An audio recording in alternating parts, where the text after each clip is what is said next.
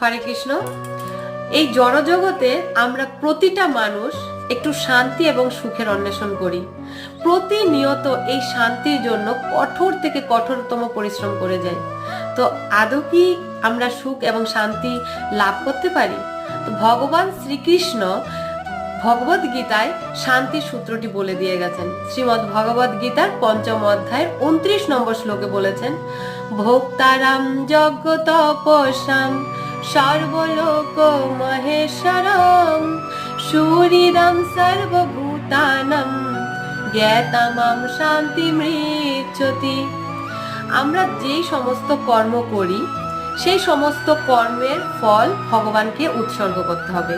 তার মানে হচ্ছে আমাদের সমস্ত কর্মের ভোক্তা হচ্ছেন ভগবান শ্রীকৃষ্ণ। যখনই আমরা এটা উপলব্ধি করতে পারবো তখন আমরা শান্তি লাভ করতে পারবো। আমাদের সমস্ত